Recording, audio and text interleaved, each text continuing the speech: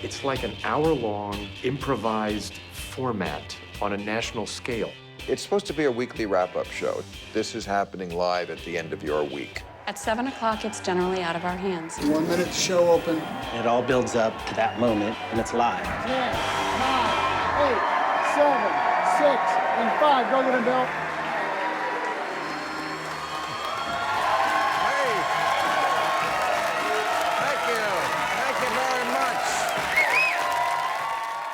I thought it was a very, very good show on Friday.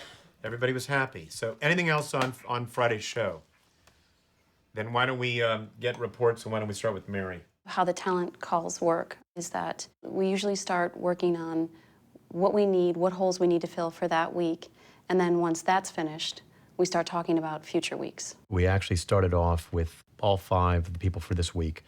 And you want to stay a week or so ahead because inevitably something will happen. First of all, we have a logistical problem with Ron Christie for this week. He's traveling from Detroit.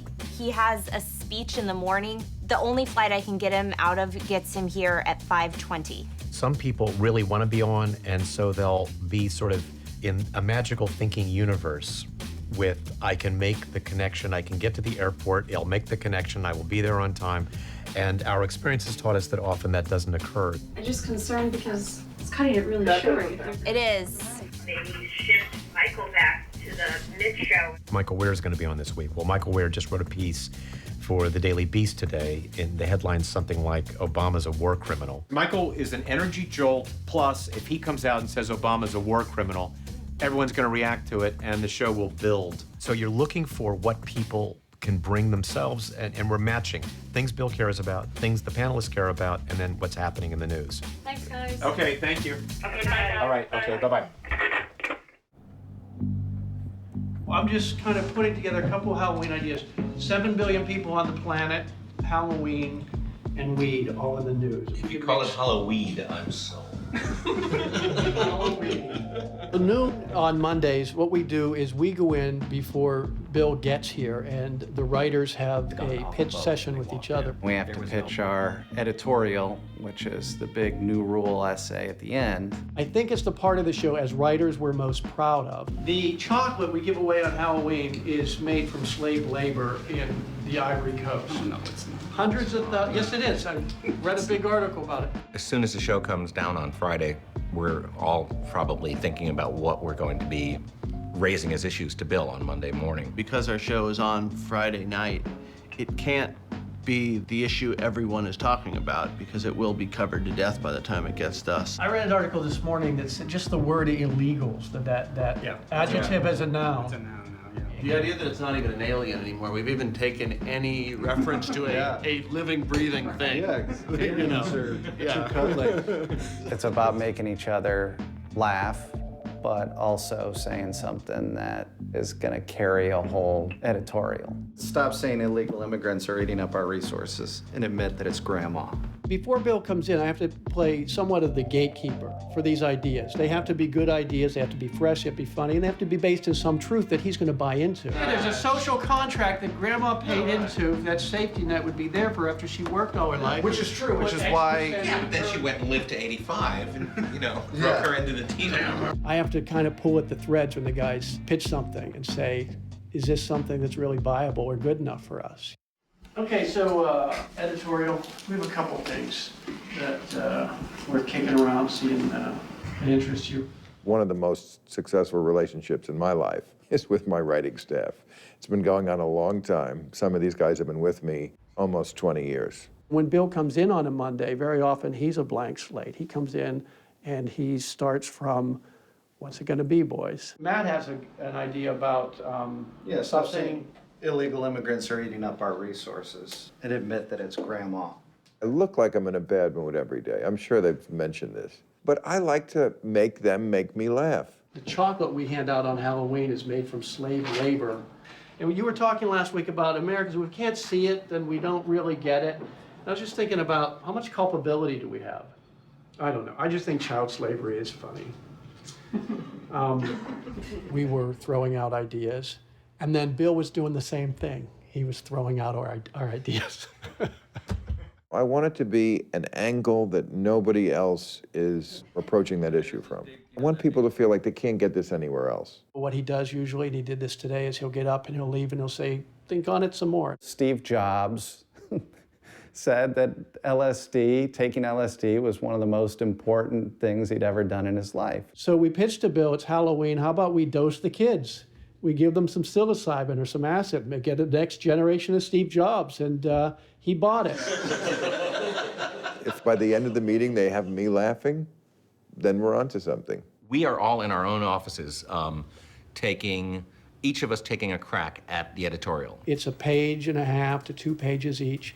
He gets those 14 pages or so, and he brilliantly, like a puzzle, takes pieces from each writer and kind of sews them together. When we come in the morning, there'll be a draft of the editorial. It's like magic, except it's not magic because Bill's doing it all night. Okay, I spoke to Michael Ware last night. He didn't call Obama a war criminal. He said it was a war crime being committed against American people. That's Michael Ware. Speaking of Ron Christie for a moment, I think he was going to go out of his way to come. He's going to wind up doing his speech by Skype so that he will get here early. Dennis Kucinich, the red flag of laryngitis. We had a phone call early on from Dennis Kucinich saying, I've got a little bit of laryngitis. I think it's going to be okay. We need to also be thinking in the back of our minds, if it gets worse, where he feels he's got to bail, who do we go to who's local? We actually have a list of Los Angeles-based guests that we can go to in a pinch on a Friday morning when there's dropouts. Let us just give you this list that we're looking at so that everyone's working off the same page, which is Karen Bass, Matt Miller, Lawrence O'Donnell, Barney Frank, Glenn Greenwald, Robert Reich, Marcos Melitsas, and David K. Johnson, who was available this week. Would we ever bring Cornell up again, or no? He got arrested again over the weekend. I mean, Cornell with Michael Ware could be Kind of enjoyable, yeah. In talking it through with Bill, he felt like Cornell would be sort of an equal swap out. The energy level would be the same, and the political views would be very, fairly similar. Plus, in some ways, Cornell has the added plus of being very involved in these Occupy Wall Street protests. Hi, Bill. Welcome. So we have desk piece. This is the one that we really like, that we think we would like to do. There's not one single female costume that's not the sexy pirate, the sexy nurse. Adam, one of our great writers, came up with the idea of these sexy costumes. And we didn't want to do just funny costumes. We try and really hook everything we do on something that's truly in the news. There's a sexy Freddy Krueger. The character is a man who's a burn victim and a horrifying burn victim who kills people. There's a sexy Freddy Krueger outfit. So we were thinking that fashion show. We might do a fashion show with some of the other really unexpected sexy outfits this Halloween, like the sexy Mother Teresa, sexy Muammar Gaddafi, sexy William Howard Taft. Anytime we can kind of work in a little bit of live action, maybe produce a little something that we roll in, we keep in mind that we'd like to try and do that. Usually our stuff is graphically driven, like book covers or campaign posters or something. Every once in a while, 3 or 4 or 5 times a season, we'll do something a little more ambitious. Yeah, let's do the Halloween. We can make all our creative choices tonight, so because we have to do everything in a day and a half. I find out Wednesday at 3 o'clock. We got to get 5 models, and we have to create these weird costumes. There's lighting, and there's going to be more choreography than we normally do. So yeah, it's a little bit of a panic attack. This was an obscure thing in a New Yorker article where they're quoting an aide who says, oh, we call it lead from behind. He was an aide.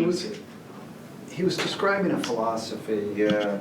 And it basically just means we're going to work with others. We're not going to go it alone. But a leader is someone who works with others. What? I mean, if you're corralling the sheep from behind, you're still leading them. I'm sure Lao Tzu said it in 500 BC. It's probably in the art of war, It's not that abstruse a concept that people couldn't understand it if you attempted to.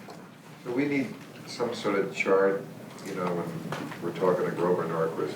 There's a few things that came out this week The CBO. The CBO one with the... Yeah, the CBO one. The growth of the 1% income Yeah. and everybody else's, and if diverges, that's a good one. These are two graphs sort of showing the same thing from the CBO. What's the other one? Yeah, I think the first. Okay. See you down there.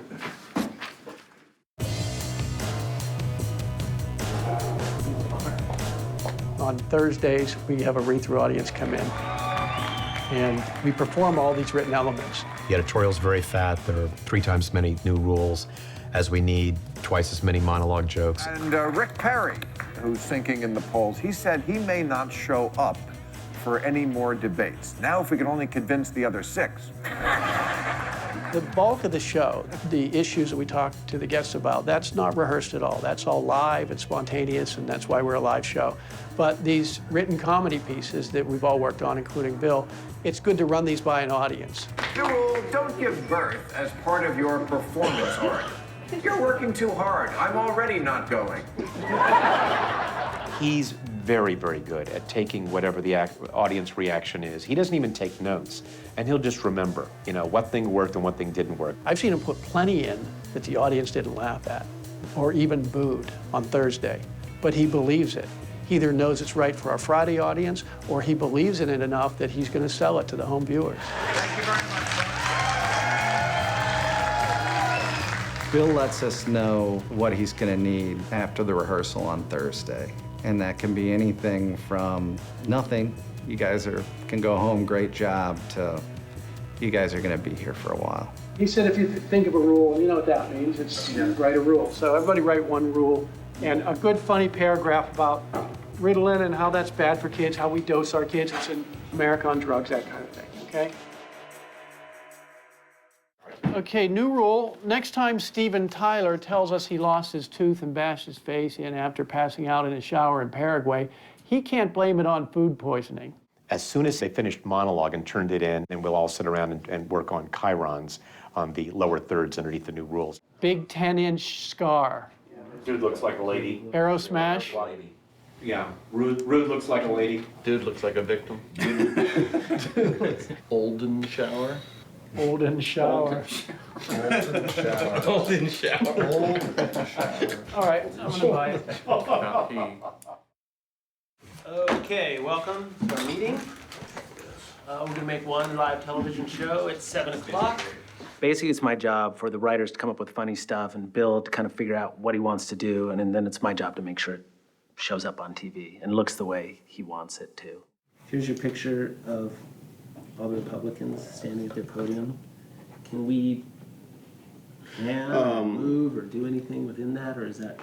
You know, we could possibly, if we had a hard copy of the picture, we could make a camera move on it and roll a piece of tape in there. Yeah. It's like a line of them, and if you could somehow push down that line. And go straight across them all the way through Electrocute Mexicans. Yep. Okay. The models will be on 2 separate marks. Slide and cue and walk, walk. Sitting here in a live audience, you see a lot of cameras moving around, and it's all done seamlessly. There's no commercial breaks. Well, they're going to come out to about right here. So once we're up, we are going. I like the fact that we have all week to think about what happened that week, and we are not trying to just react immediately. All right, new rules. From the minute he comes in on Monday, he's working to that final moment. Scott's still working right up till showtime, talking to guests. Between the hours of 6 and 7, when the show goes on, that's my busiest hour of the week. And we're about to do this. Bill Maher is here! I do warm-up, so I'm literally on stage with the audience right up to the moment that Bill walks out. For so many people who feel like the country is on such a wrong track, I think they want someone to say the things that they would like to say if they could say it to somebody in power. 10, 9, 8, 7, 6, and 5. Go get him, Bill.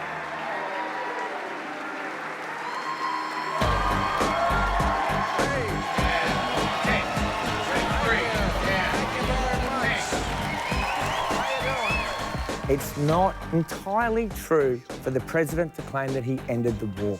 Its end was set in stone before he took office. Is there any amount of income inequality that is bad? When the United States leads from behind. Leading from behind, that's a term that you just pulled and seized upon. Some aide said it. This Halloween, stop fretting that some stranger is going to put drugs in your kid's candy. And put the drugs in there yourself.